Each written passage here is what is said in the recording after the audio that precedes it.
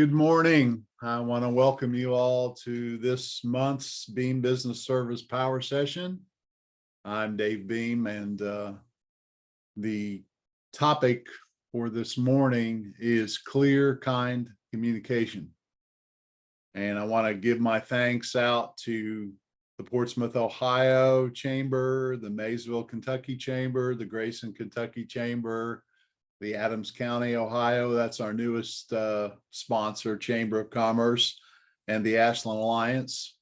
They work with me just to get the word out, to share this information and this opportunity to their members. And we appreciate you all being here today. I want to talk a little bit here just as a way of introduction about where we're headed. I'm going to guess some things about you all, just because I've gotten to know people over doing this over the last 22 or 23 years. I've gotten to know folks. I have a feeling that you are tuning into this because you have some fears and concerns. When you're honest and clear in your communication with other people, this is in your life, this is in your job. Perhaps you're afraid or you're concerned that you don't want to be seen as a disrespectful person or an insubordinate person or uncooperative or a complainer or angry or unkind. You certainly don't want to be a jerk. You don't want to be bossy. You don't want to be rude. You don't want to be cold or demanding or stubborn or selfish or whiny or uncaring. And I think all of us as human beings are concerned at some level about how other people see us. Unfortunately, what happens, has been my experience working with teams again for 20 some years, is that the clarity starts to go away when that happens. When we're afraid to be honest and open, completely show ourselves, what happens when we're not clear? Well, we start to sugar up the conversation, or we start to not say everything directly. And comfort becomes the goal, that we just feel good, and we're afraid to make people uncomfortable. And I don't want to make people uncomfortable, but when we become afraid to do that, we start to sugar up the conversation or hold back the conversation, and we're not clear. You don't want people not to like you, to reject you, to intimidate you, to cut off your paycheck, to be afraid of you, to be distant from you, to be hurt by you, to ignore you, to marginalize you. And so today we're going to take, a little bit of time to look at that mentality and that thought process and challenge you, if you want to be clear and kind in your communication, that you're going to need to work on yourself. And this is a good thing. This is a positive thing. It's not always a comfortable thing, but if you'll get real with me today and honest with me today, this could be a transformational hour. And we try to make these hour powers, whatever we call them, transformational teaching. We're not interested in just giving you information. We want you to really improve your life, improve your performance, and improve your job. So that's me. Married for 38 years, and I'm smiling about it. 3 sons, Michael, Aaron, and Nathan, smiling about them. Granddaddy of all granddaddies, laughing and smiling in that role. Been a business and leadership coach for 20 years. I love what I do. I'm also a certified biblical counselor. I help people there with marriage issues and personal issues. And I have a passion to help people. So that's who I am. I always set out some rules of the game.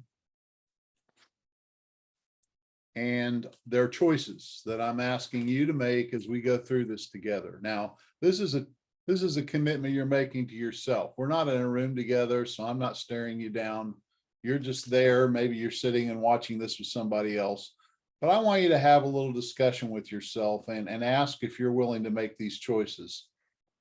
First of all, to own this. If it's to be, it's up to me. When I have trouble with my communication, I can blame my situation or make excuses, or I can face it. I can come out of denial and own it, become accountable, be responsible to do what I can do to improve it. That's what I'm asking you to do, to have that mentality today, that I want, this is you talking to yourself. I want to learn how to change what I'm doing and how I'm being so that I can be clear and kind in my communication. Did you know that clear and kind actually go together? That to be unclear is to be unkind in your communication. When I hold back, when I sugar up, when I change, when I withhold information, when I back off, when I don't address it, I'm being unkind. Most people don't put kindness and clarity and candor together. They think when I'm really clear and say what's on my mind and I'm really straightforward, that's unkind. It may not be comfortable for people to hear how you really think, what you really think, but it is a kind thing to expose who you really are and what you really think. I'm asking you to agree to participate 100%. Full participation would be perhaps writing some things down and certainly taking away something that you're going to do differently. Some way you're going to be or some way you're going to act differently from today would be a full participation. Third, come into this curious. Come into this without being an expert, especially when you feel a resistance to a concept or something that seems odd to you. Don't pass a quick judgment on it, but set aside that judgment and just be curious and be open-minded. Just say, isn't that interesting? Instead of, I know that isn't true or that won't work.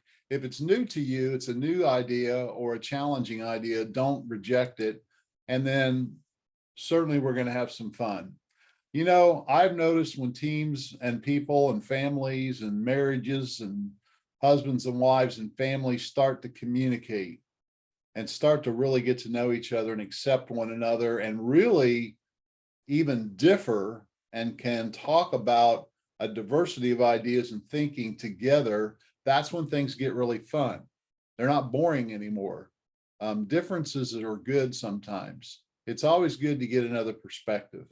And so with all that in mind, are you willing to own it? Are you willing to participate 100%? Are you willing to drop your I know and your ego?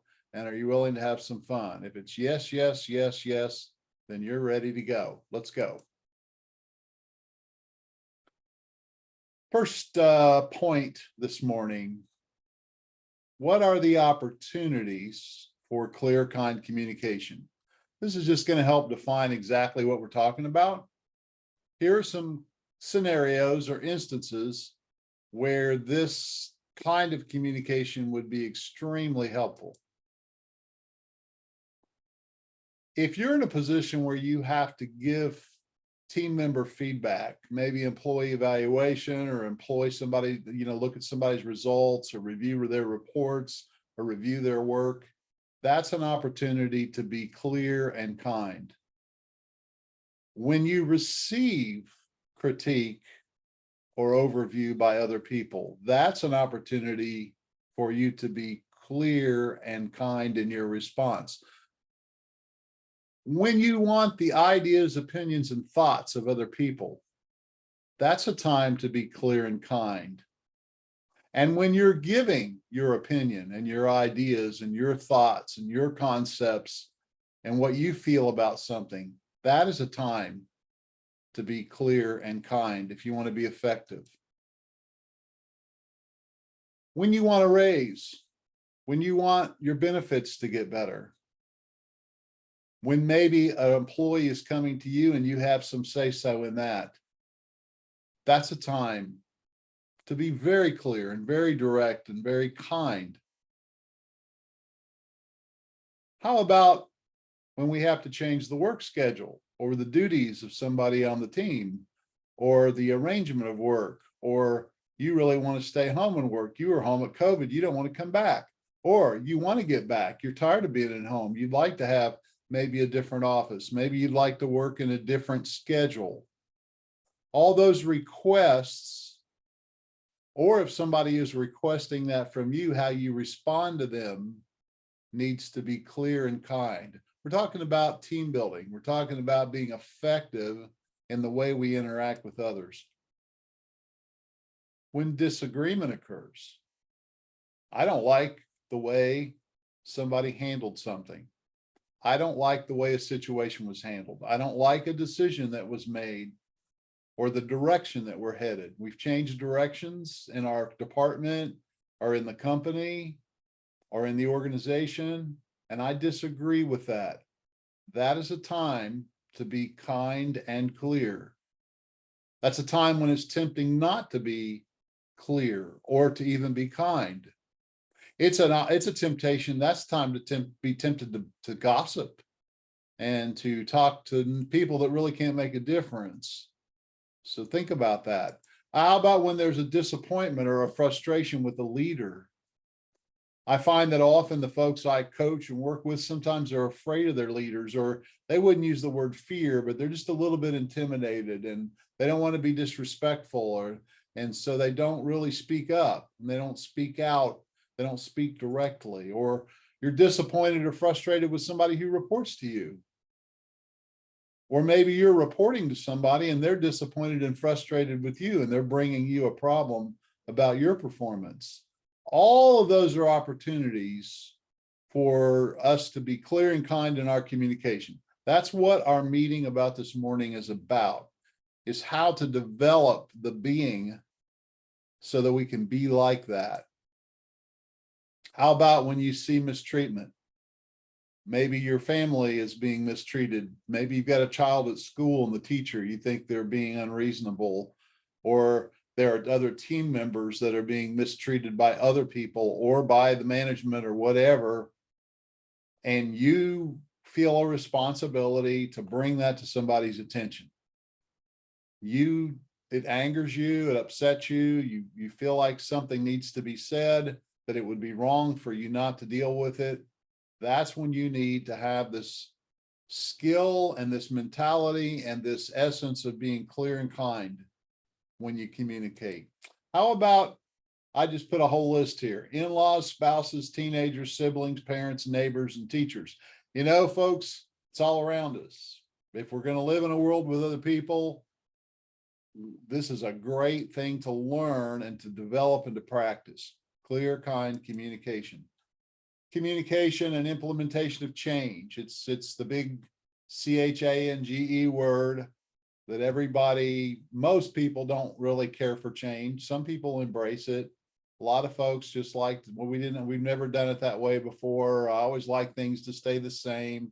I've noticed that in our church, people like to sit in the same place every Sunday. And then there's some more people that come, and there's new people, and they sit in their seat and they have to decide how they're going to feel about that. And you know, we're just creatures of habit. That's how we function in the world, is by habit. And change is an opportunity when we're working with people on changing something, to be clear and kind. And you probably have some other ideas and thoughts. Here's what I'd like you to do for the rest of our time together. Think of a situation, maybe one that would fit this list or one of your own, where you might feel a little bit like it'd be really hard for me to be really clear in that conversation. I would feel a little intimidated or hesitant, or I'm afraid I would get angry. I might lose it a little bit. So I don't know if I could really be kind and respectful. I would lose a little control. Situation that you may face every day, or something that you may be facing now, or honestly, something that you may be avoiding right now. Think of that situation. And if you'll get really clear right now in your mind on a typical situation where you want to be clear and kind, that will really serve you through the rest of this, because I want you to think of that situation as we go through the rest of this morning. Let's look at the default reactions to stressful situations. Most of these situations for most people create some stress. And it's where we're going to be differing with somebody. There's going to be some confrontation, differences of opinion, the way we're seeing it, maybe a little bit of attacking and that kind of thing. Here's the two ways that most people by default, all people really by default, act in situations like that. Before they've been trained or coached or learned or taught, or they grow up and mature in these areas, here's how they typically react. Some people just fight. They feel like they're in a corner and they blow up. They get sarcastic, they get a little mean, they get a little snippy, they get a little angry, and we've all done it. We feel threatened, we feel like people aren't listening, and we lose our cool. We get angry and we fight in some way, and everybody fights different. Some people raise their voice, some people use colorful language. You know the scenario. And then there's the other response, the clam up, the flight. I run away, or I suppress it. In other words, I don't speak. I avoid the conversation with the person that'll make a difference. Now, I may run off and talk to my spouse, or I may talk to somebody else, or talk to another employee, or talk to a neighbor, or talk to somebody else in the family, but I'm putting on the false face. You see that little guy there, he's kind of broiling on the inside, but he's got his little false face on and he's faking it. He's peace faking. He's acting like things are okay. He's using silence to say, I'm not going to address the situation directly. I'm certainly not going to speak clearly. I'm not going to be a blower upper. I'm not going to be a fighter. So I'm going to be a flighter. I'm going to fly away. I'm going to avoid it. I'm going to procrastinate. I would say in the years that I've worked with people, find more of those kinds of folks, people that just want to be nice. And so they just clam up. And what happens is we've got a lot of dishonesty going on, at least not a lot of clarity. And then some people just blow up and they just lose it. Some people clam up, and they put it off until they can't handle it anymore. And then they go blow up and they hate themselves for that. They don't want to be like that, but they lose it. So you think about the situation you're in. Are you blowing up in the situation and being hard to talk with, and you just lost it there? You're not being cooperative, or have you clammed up and you're avoiding it and you're running away from issues that you know you need to deal with? That's a place you can look at. So those two default reactions. Here's the question that has to come to your mind as you think about this. In fact, I'm just going to give you a moment. As a good coach, even though I'm doing all the talking today, good coaches are doing less of the talking and listening and asking questions. So I've got to kind of be a good coach and ask some questions and give you some space to think. What is the question that should be on your mind, in my mind right now? What should be you asking yourself? Well, instead of defending and attacking, instead of getting defensive or getting on the attack, or instead of hiding and avoiding or downplaying the conversation, how do you want to respond? Folks, if you're going to go on vacation, you need to identify the destination. I think that's a good idea, unless you're going to just do one of those ramble around vacations. But if you're going somewhere, you need to know where you're going. And all of us are busy. We're moving all the time. If you've got an important conversation or an important relationship, you need to slow down, give yourself some space, look at how you've been maybe a little defensive and attacking, or how you've been hiding and avoiding, and say, I'm done with that. How do I want to respond? You need to get a clear picture of not just what you're doing that you don't like, but of what you'd love to do, how you'd like to be. In other words, how would you like to think? Or what do you want to do differently in this situation than what you've been doing? How would you like to act differently than the way you've been acting? Just think about that. How would you like to feel differently about yourself and about the situation? And how do you want to talk and speak differently? Maybe you get all fumbled in your words. You don't get clear. You get nervous and you feel a little intimidated. So your thoughts get jumbled and you don't act really directly. How would you want it to be? And I want you to really push yourself this morning, since you took the time to be here and you know you're giving this hour to yourself to do this. I want you to really think clearly about who you would want to be. Who do you want to be as a communicator? Who do you want to be as somebody who relates to other people? How do you want to respond based on the fact that most people either fight or they fly away? Somehow they downplay it, or they sugar it up, or they avoid it altogether, or they get defensive. Is there an alternative? Can we be clear and kind? I'm going to propose to you today again and again that if you're not clear, you're not being kind. If you truly want to be a kind person, if you really want to do what's best, my belief is clarity and candor is essential for that, because it's honest. While you're processing that, I'm going to move on to the next thought. That's the integer one. I use the word integer. What is an integer? An integer is a whole number. You're saying, Dave, why are we doing math now? I thought we were doing communication.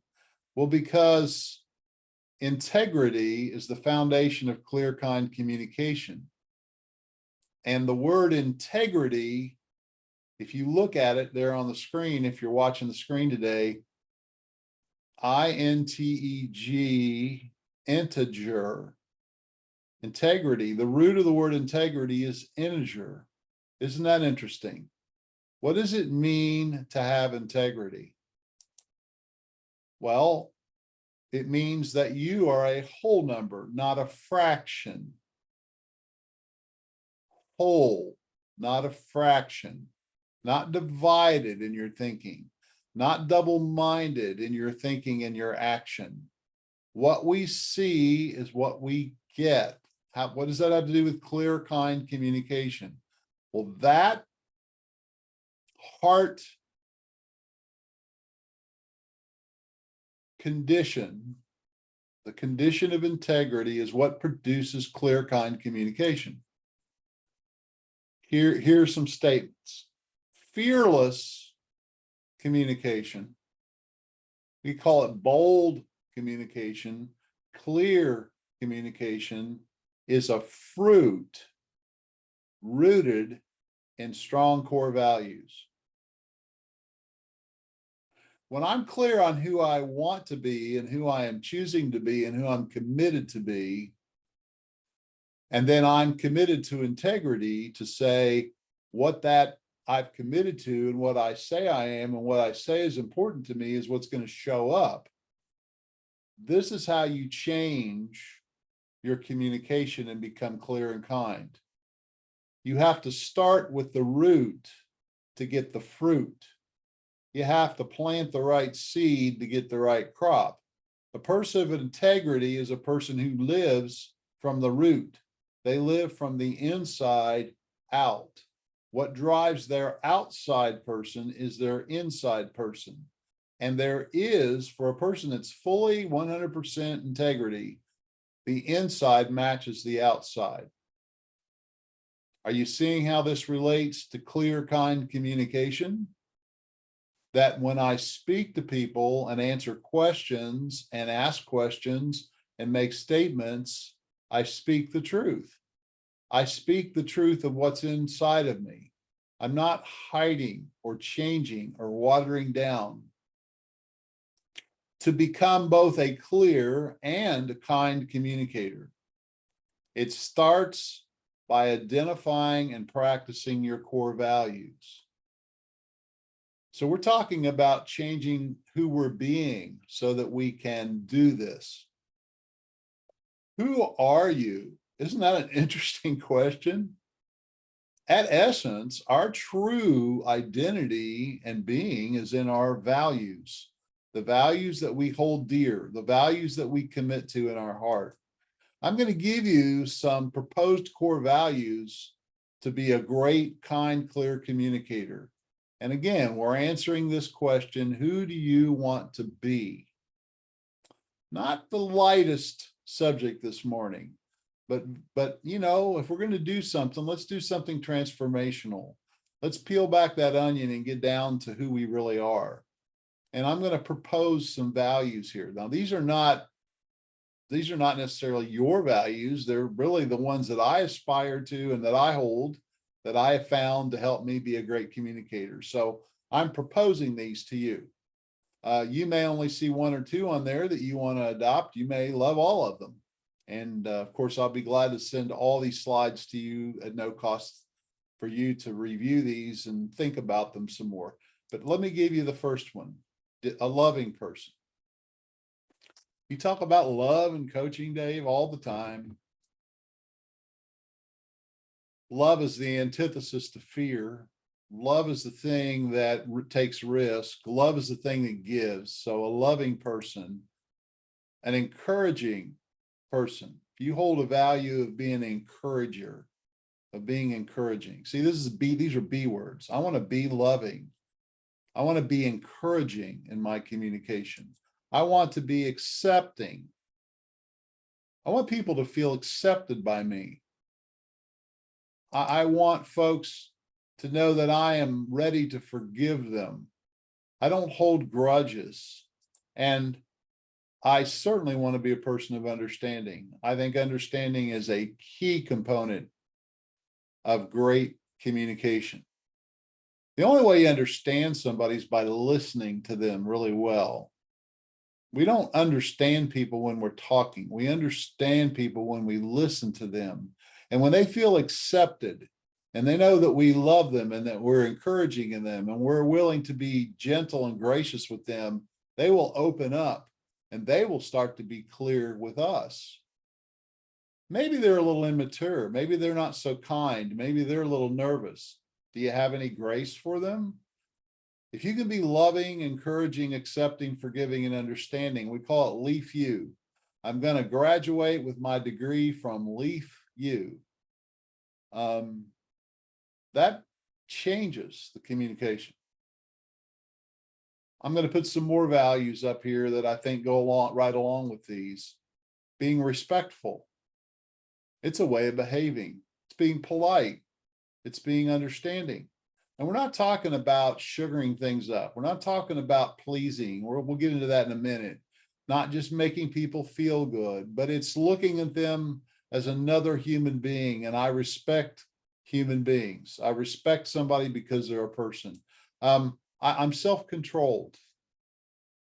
I don't lose it. I don't allow myself the luxury of just spouting off or getting my feelings hurt. Oh, isn't that interesting? You mean you have control over where you get your feelings hurt?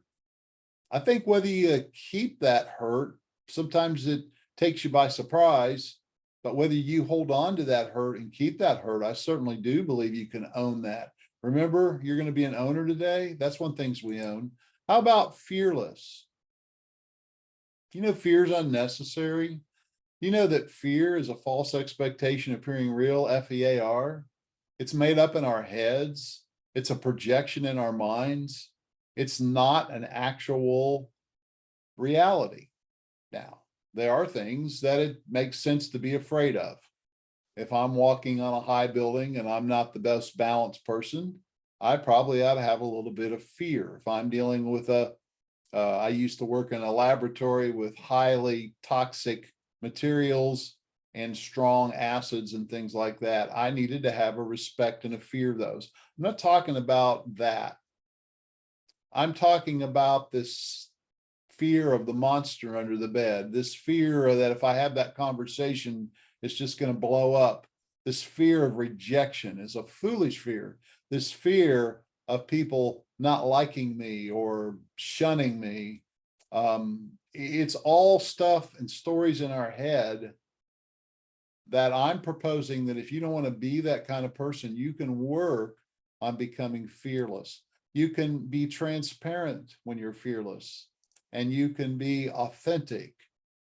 And the real you, what's inside, can show up outside every time. That's pure integrity at work. And confidence comes from that. Confidence comes when I no longer really am that impressed with your evaluation of me.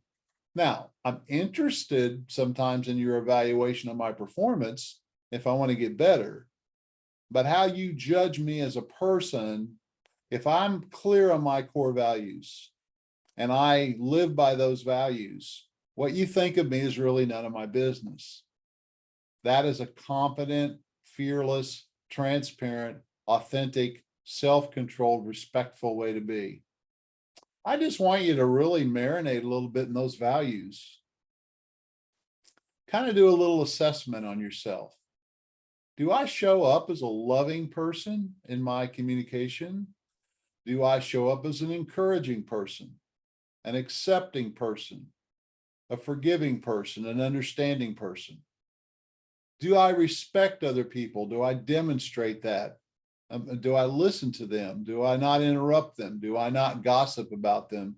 Am I self-controlled and fearless and very open and real and transparent and authentic and carry myself with the confidence? Folks, I don't do that all the time. I mess up on these quite often. This is just a way, if we don't visit it and we don't look in the mirror and we don't check things out, they just go haywire. We need to visit these values. And if we accept these values and we adopt these values, then to be a person of integrity, I need to do some feedback and some checkup and actually give people in my life the right to hold me accountable to these values. Humble, realizing I'm not perfect, realizing that I'm a weak person sometimes, realizing that I don't have it all together, but I'm just blessed, and I'm got the joy of serving others and being in whatever position I'm in. That's a humble attitude versus I've got it all together and I can do anything. A humble person asks for help. A humble person looks outside themselves for help.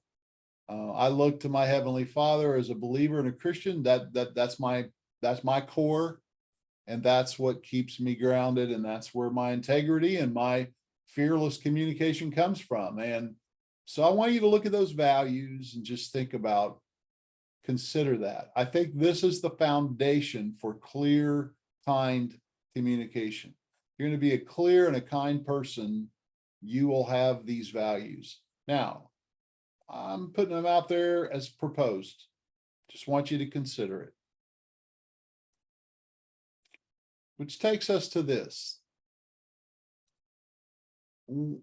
This is something I learned from Steve Chandler, who's a coach of mine. To master clear, kind communication, it is helpful to understand this critical distinction: serving versus pleasing. I want you to look at those two words. I want you to think of the different roles that you carry in life. We'll go to the workplace because I coach a lot of teams, a lot of nonprofits, a lot of businesses, a lot of small organizations, some larger ones as well that work in teams. A serving approach versus a pleasing approach. What is the difference? You may think that sounds a lot alike. I'm going to say there's a huge distinction there. When I serve you, I'm going to speak in a kind and a clear way. I'm a doctor. You have a problem. You have symptoms. We've looked at those symptoms. We have a diagnosis. I need to share the truth with you. I need to be clear. I think I need to be kind. I don't think that the results and what I have to tell you may please you at all. If I'm going to be a pleasing doctor and not serve you, I'll tell you what makes you feel good. I'll minimize the problem. I'll downplay it, but I'm not serving you. I'm pleasing you. If my child needs correction, if I've been the responsible person in a child's life and I'm rearing that child, if I want to please that child, all I'll do is go along with them all the time. I'll never cross them. I'll never challenge them. I'll never discipline them. I'll never correct them. I'll just let them go their own way. And they won't depart from it. They will get worse and worse because that's who we are. If we don't get help and we don't get some interruption and we don't get some direction, we will not typically go the best way all the time. If I'm going to serve somebody, I'm going to interfere with them. But I'm going to do it in a kind and a clear way. Give kind and clear challenges that may or may not please. Pleasing you and making you comfortable. If I'm going to be a clear, kind communicator, making you comfortable is not the goal. Now, I don't want to make you uncomfortable, and I don't want to cause undue pain. I'm not a masochist. But I do realize that sometimes to serve somebody, you're going to make them uncomfortable. And if you're a pleasing social pleaser, you'll never make a person uncomfortable. Questions that you may ask your boss, questions that your boss may ask you will not always be comfortable. People don't like to face the fact that they're underperforming at times. None of us likes to see the mistakes and the flaws that we have. It's just human nature. But if somebody loves me, if they want to encourage me, if they want to bring me along, they'll understand me and then they'll offer some feedback that may not please me in the moment, but it will serve me. It'll be something I can use to improve. If I truly want to help somebody improve as a coach, I'm not going to try to just please them. I'm going to serve them with clear, kind communication. Understand that being unclear is unkind. Now, we can be clear and not kind. We can be clear and be rude. We can be clear and uncaring. We can be direct and clear and proud and harsh and mean. That is not clear, kind communication. We're talking about clarity and kindness being together in the communication. That's what serves, but it doesn't always please. In fact, if your goal is for everybody to be happy with you all the time, then you will lose this challenge. If your goal is to do what's right and what's best and most kind and loving for the other person, you're on the right path today. This is what we're talking about. I hope you see the distinction between serving and pleasing. Great question to ask yourself is, am I serving this person? The situation that you thought of at the beginning of this, how do I want to serve them? Not necessarily please them. This probably will be the most profound question I will ask you today. And I want you to really, really, really slow down here and think about this one. In fact, if you're taking notes, I would write this one down. Who would you be? You could say, who would I be if I didn't need, require, or expect respect?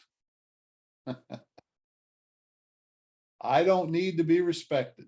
I don't require other people to respect me, and I don't expect it from other people. Just go along with me. This is where you have to get rid of that I know and just find this interesting. What if you didn't need that, required, or expected?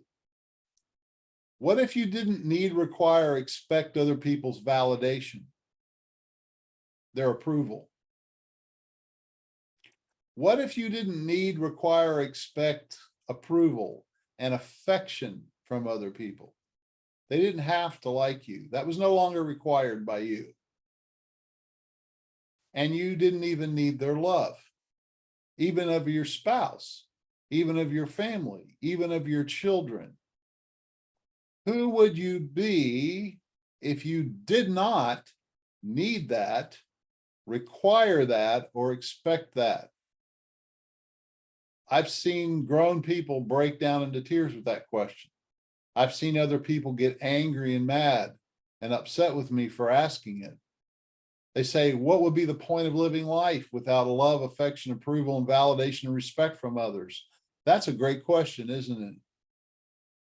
Folks, we're talking about being inside out driven. I don't need those things. I don't require those things. I don't expect those things from anyone. It's great to have them. It's enjoyable. It's a blessing. I'm glad when I get it, but I don't need it. I don't require it or expect it. That frees me to serve you fearlessly if I don't need your respect, validation, approval, affection, and love. That frees me to be totally clear, and it frees me to be totally kind, whether you respond in like kind or not. I want you to see it. I want you to ask yourself that question and think about it. If you didn't need those things from others, if you didn't require those things from others, if you gave up the expectation for those things, didn't say you didn't want them or you wouldn't be glad if they came your way, but it's no longer a requirement. How does that change who you're being? I'm telling you, it sets you free. If you're in a situation now where you're burdened down and you're depressed and you're anxious and you're just worn out, I'm asking you to just consider that question and let it go. Let go the need, the requirement, and the expectation. It will free you up. I'm going to finish up today with 10 principles of kind, clear communication. And this is a lot of fun. And we're going to speed it up just a little bit. And I think you're going to enjoy this. So we're just going to, this is like skeet shooting. We're going to throw one up at a time and just talk about it a little bit. The first one is it's unclear is unkind. We've been talking about that all morning. When you're not clear with people, you're not being kind. Some people believe it's not kind to be clear. I'm saying it's unkind to be unclear. Let's not sugar it up to the point they can't taste it. You need to be clear enough that people get it. Second, you can't change other people. You can influence them. You can lead them. You can offer. But at the end of the day, if they're going to change, they have to change themselves. The only person you can truly change is yourself. And for me, I even need help from my Heavenly Father. Like I'm not even really good at changing myself, but you cannot change other people.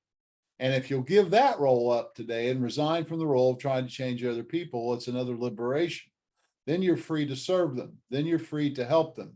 Then you're free to offer. But if they say no and they kick back, well, that's really not your issue.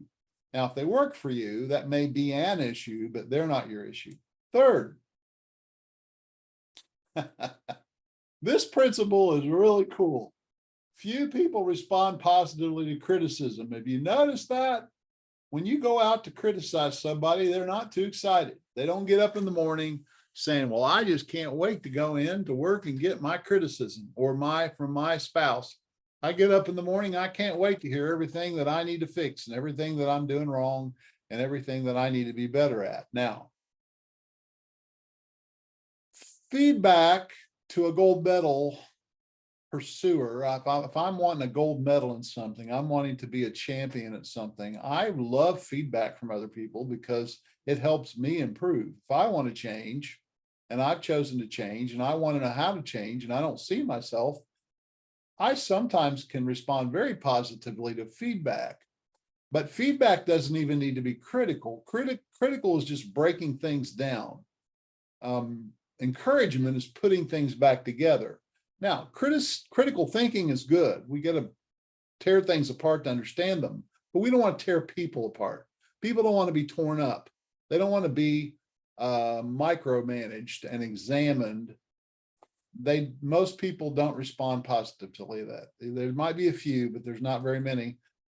Patient listening and plain talk is a much better way to get the job done. Speaking plainly and clearly in the context of understanding and listening to somebody is the way to get the job done. If you truly will listen first and understand and accept and meet people where they are, then you're going to be positioned to really serve them and help them. That's what gets the job done. Patient listening and plain talk, clear talk. I've seen people be very good listeners and very patient, but then they water down what they have to say and they're not clear about things. And it's because they have that fear going on. This is a fearless way of being. Fifth, my personal values, I'm proposing them for you. Never appropriate to be vulgar, mean, sarcastic, or rude. I'm still working on the sarcasm. Now, there are a few people that I found I can be a little sarcastic with, and it helps the conversation, but it's a slippery slope. So I just need to be very sensitive to that because sarcasm can cut very deeply. Number 6, it is more important what is right, not who is right. We don't want to really go into the blame game. It's not so important to attack a person and blame them as it is to figure out what to do about the situation. What do we need to do is a better question than who did it wrong or whose fault is it. Now, I'm not saying somebody may not be at fault and the blame might not even be accurate, but it's not helpful. We need to say, well, what are we going to do about it? What is right to do? Not, well, who did this and who did that? Number 7, promptly, we need to confront issues. Now, some issues are not important and you can just let them go. And there's a lot of little irritations and aggravations. We don't need to address everything, but if you have an issue that needs addressed, do it quickly. Don't put it off, because when you put things off, they become crazy. You lose information, and the fish and the fishing story gets bigger, and the person gets worse, and the words get confused, and pretty soon the story we're telling has very little to do with what actually happened. We need to be prompt and clear and direct if we want to be clear and kind in our communication. Number 8, we need to go on the attack with the person to attack the problem, not them. The person is my ally. I accept the person. I respect the person, but we're going to attack the performance perhaps, or the problem or the issue. And that person may be bringing the issue and causing the issue, but I want them to buddy up with me and attack the problem. I don't want to attack them. This all has to do with Lee Few.